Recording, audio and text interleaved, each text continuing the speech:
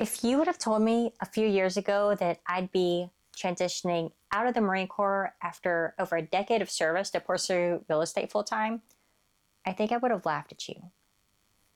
But things change, and that's exactly where I am today. My name is Rosemary Smith. A lot of people call me Rose, and if you asked me at year 8, 9, 10 what I was going to do, I'd tell you that I'm a lifer, that I'm going to do 20 years active duty. That's the only way I'm going to retire, and sometimes life throws curveballs at you.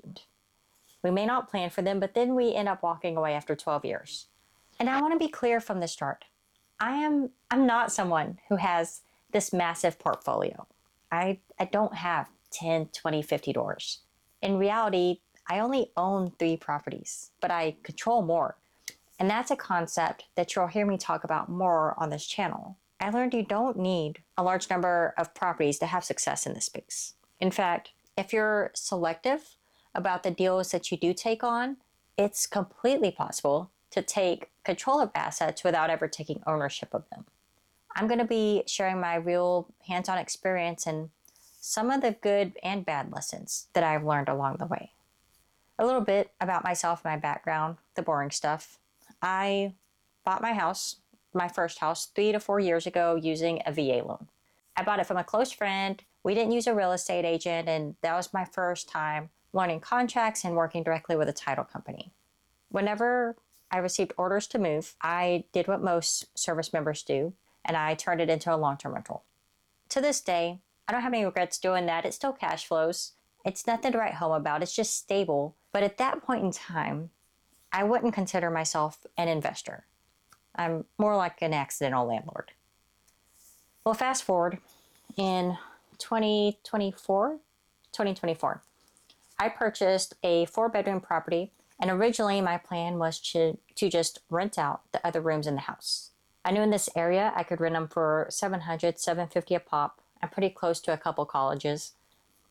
But then, after I closed on the house, I couldn't find roommates. So I decided to just dabble into short-term rentals. And I'm so glad that I did, because instead of collecting around $700 a room, I ended up receiving $1,200 to $1,500 a room on Airbnb.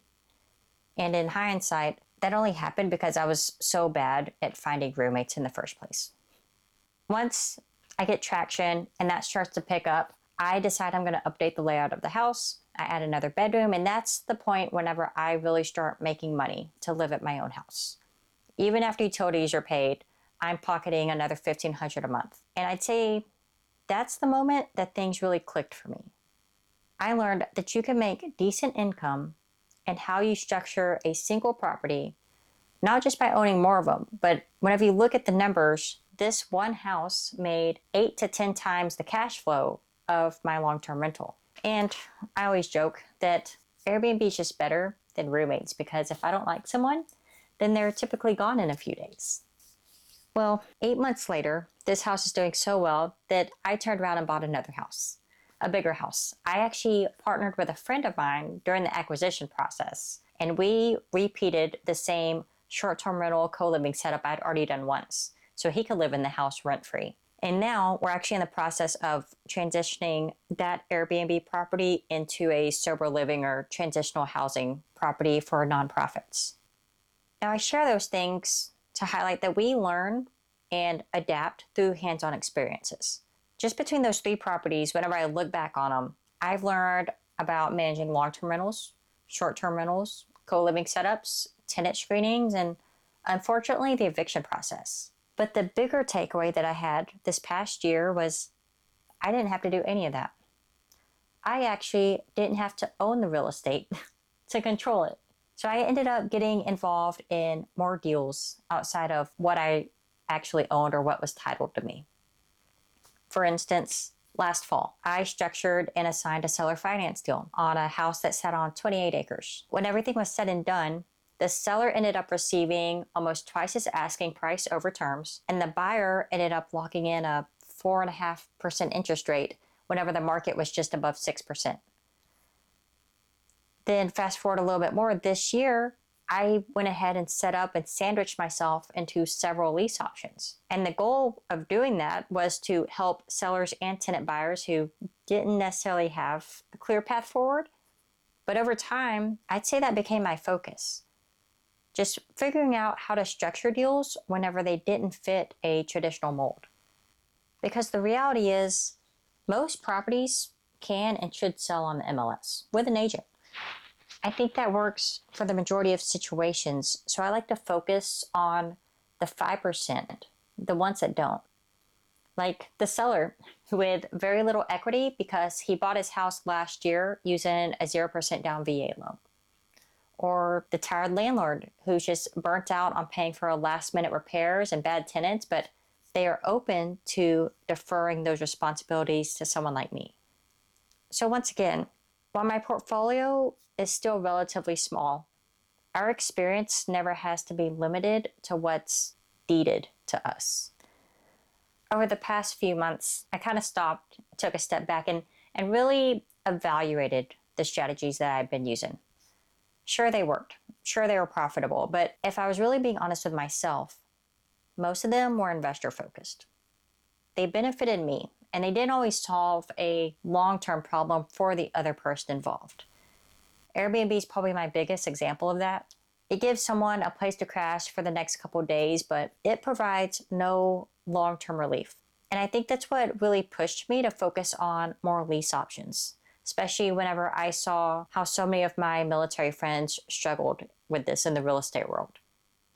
I found that lease options, they created flexibilities for sellers. They provided the path forward for buyers. And it was just so cool. It was so cool to just play a role in that, to kind of facilitate that process while still making a profit that still seemed ethical and rewarding, because I got to watch other people accomplish their goals along the way. Now, I don't have everything figured out. I've spent so much time researching different creative finance deals, and I'm still learning each and every day. And I think that's the purpose of this channel. The goal is to just document the process, to share the lessons I've learned, to break down real deals, and hopefully shorten the learning curve for someone else. As I was getting started in real estate, there's a lot of information out there. I watched a lot of videos, but I think I found it really hard to apply any of it because it felt very disparate and scattered. So if you decide to continue with this channel moving forward, I do plan on putting the blinders on. The bulk of what I want to talk about is going to be centered around lease options. And I say that as a warning because it's not the flashiest subject. You don't get to walk away with $50,000 paychecks. So I'm not here to sell you hype. I'm here to show you what investing has looked like from my perspective. And in future videos, once I cover some foundational information, we'll get into how these creative deals actually work, how to structure them, and some red flags to look out for, because unfortunately there's a lot of scams out there. At the end of the day, I think if this channel helps one person avoid a mistake that costs them a lot of time or a lot of money, then I think it's done exactly what I set out to do. So with that being said, welcome to the channel. I'm truly excited to see where this goes and where real estate takes us after the Marine Corps.